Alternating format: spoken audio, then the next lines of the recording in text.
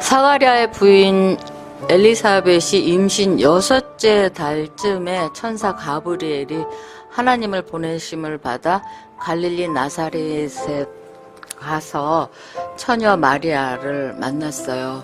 그리고 다윗의 자손 요셉이라 하는 사람과 정혼한 처녀에게 이르니 그 처녀의 이름은 마리아라. 그에게 들어가서 가로되 은혜를 받은 자여 평안할지어다. 주께서 너와 함께 하시도다 하니 이 마리아가 너무 깜짝 놀라서 어쩔 줄 몰라 하고 있겠죠. 그런데 천사가 마리아여 무서워 말라. 네가 하나님께 은혜를 얻었느니라. 네가 수태하여 아들을 낳으리니 그 이름을 예수라 하라.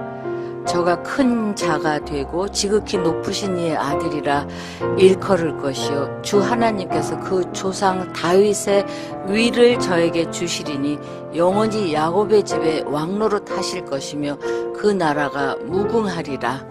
이렇게 말하니까 마리아가 나는 남자를 알지 못하는데 어떻게 이 일이 있을 수 있느냐고 물었어요. 그랬더니 천사가 아니다. 성령이 너한테 임하시고 지극히 높으신 이의 능력이 너를 덮으시리니 이러므로 나실 바 거룩한 자는 하나님의 아들이라 일컬으라. 예수님은 인간의 부부간의 결합이 아니라 성령님의 특별한 능력을 통해서 잉태되셨습니다. 그러므로 예수님은 사람의 아들이 아니라 하나님의 아들이라고 불리우게 될 것입니다. 이러한 사실은 예수님께서 태어나실 때부터 신성을 가지고 계셨다는 사실을 보여줍니다. 그러므로 해서 예수님은 하나님을 담대하게 아버지라고 부르셨습니다. 마리아가 그 일을 믿을 수 있도록 한 가지 증거를 주었는데 네 친족 사촌 언니거든요. 엘리사벳도 늙어서 아들을 배웠느니라. 본래 수태하지 못한다 하더니가 이미 6달이 되었다. 이건 다 하나님의 모든 말씀은 능치 못함이 없으시니라. 이러니까 마리아가 자기 사촌 언니가 나이가 많고 아이를 가질 수 없는 걸로 알고 있는데 그 얘기를 듣고 믿고 주의 계집종이오니 말씀대로 천사가 얘기하신 대로 다 내게 이루어지이다 하면서 받아들였어요. 그 당시에 아버지 없이 아이를 가져야 했고 남편의 오해를 받고 버림받을 수도 있었고 그 요셉이 오해를 할 거 아니에요. 또한 가늠한 여인이라는 오명을 뒤집어 쓰고 수치스럽게 돌에 맞아 죽을 수도 있었습니다. 그러나 그녀는 그 일이 주님이신 하나님의 뜻이라는 사실을 확인했기 때문에 그 뜻에 순종했습니다.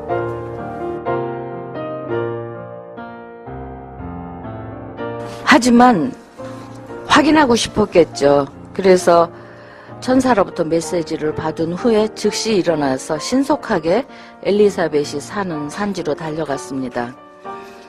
엘리사벳은 이 마리아하고 살고 있는 곳에서부터 굉장히 먼 곳에 떨어져 있는데 더 이상 지체할 수가 없었던 거예요. 엘리사벳에 가서 그녀의 임신 사실을 확인을 하고 그것이 먼저겠죠. 그 다음에 자기에게 일어난 천사와의 대화도 그 엘리사벳에게 가서 얘기를 하고 싶었겠어요. 엘리사벳이 성령을 통해서 마리아가 임신한 아이가 구약에 약속된 메시아로 하나님의 아들이라는 거를 알게 됐나 봐요. 그래서 그 나이 어린 마리아를 내 주의 모친이라고 부르죠. 그리고 성령님의 감동으로 마리아의 태중에 있는 아이가 지금 자기의 태중에 있는 아이보다 더 위대한 분이라는 사실을 엘리사벳이 안 거예요. 사가랴 집에 들어가니까 엘리사벳이 뛰어나올 거 아니에요. 그래서 서로 문안을 하고 그럴 때 엘리사벳 뱃속에서 아이가 막 뛰노는 거예요. 이때 엘리사벳이 성령의 충만함을 입어서 큰 소리로 마리아 보고 여자 중에 네가 복이 있고 네 태중의 아이도 복이 있다. 그러면서 그 마리아에게 내 주의 모친이 나한테 나오니 이 어찌된 일이냐. 봐라, 문안하는 소리가 내 귀에 들릴 때 내 뱃속에 아이가 기쁨으로 뛰놀았다. 이렇게 얘기하면서 믿는 여자에게 복이 있도다. 주께서 그에게 하신 말씀이 반드시 이루리라 이랬어요. 자기 남편은 천사가 얘기할 때 믿지 않아서 10달 동안 벙어리가 됐잖아요.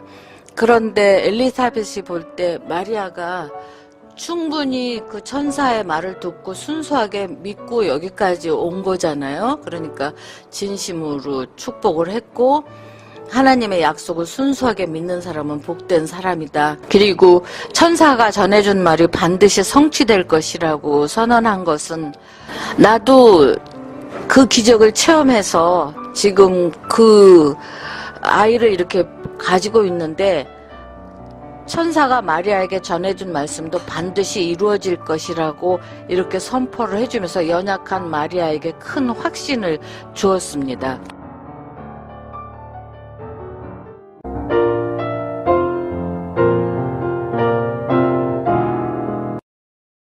요셉은 나중에 소문으로 마리아가 임신을 했다는 얘기를 듣고 그냥 드러내지 않고 가만히 끊으려고 했어요.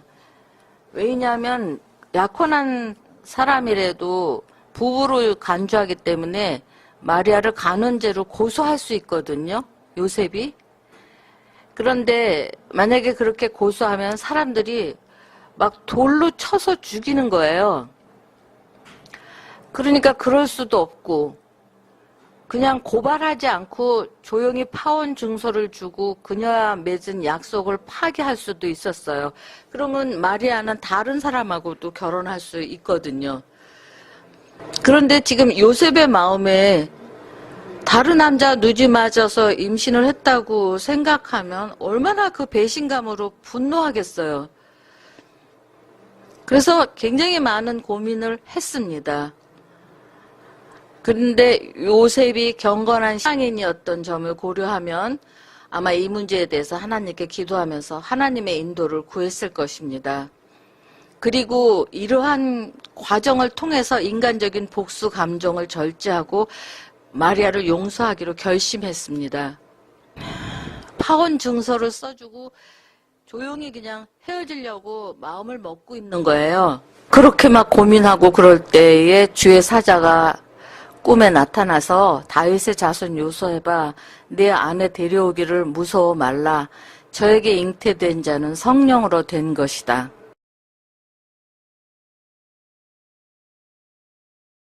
천사는 마리아가 임신한 것은 부정으로 인한 것이 아니라 성령으로 된 것이라고 가르쳐 주었습니다. 그런데 제사장이었던 사가랴도 천사가 말했을 때 어떻게 그럴 수가 있냐고 믿지 않았었는데 이 요셉은 그 말을 그대로 믿고 받아들였어요. 그래서 요셉을 의로운 사람이라고들 표현했잖아요. 아들을 낳으리니 이름을 예수라 하라. 이는 그가 자기 백성을 저희 죄에서 구원할 자이심이라. 마리아가 낳을 아들은 하나님의 백성을 그 죄에서 구원하기 위해서 오신 분이다. 인류 구원을 위해 오신 분이다. 이 모든 일에 된 것은 주께서 선지자로 하신 말씀을 이루려 하심이니 보라 처녀가 잉태하여 아들을 낳을 것이요 그 이름을 임마누엘이라 하리라 하셨으니 이를 번역하면 하나님이 우리와 함께 계시다 함이라 그 뜻이랍니다. 이사야는 예수님께서 태어나시기 수백 년 전에 이렇게 예언했습니다.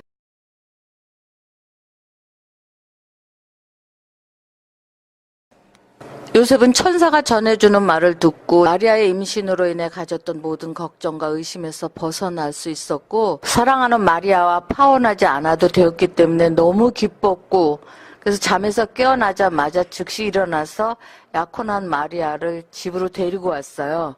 집으로 데리고 온 것은 합법적인 부부가 되었음을 의미하거든요.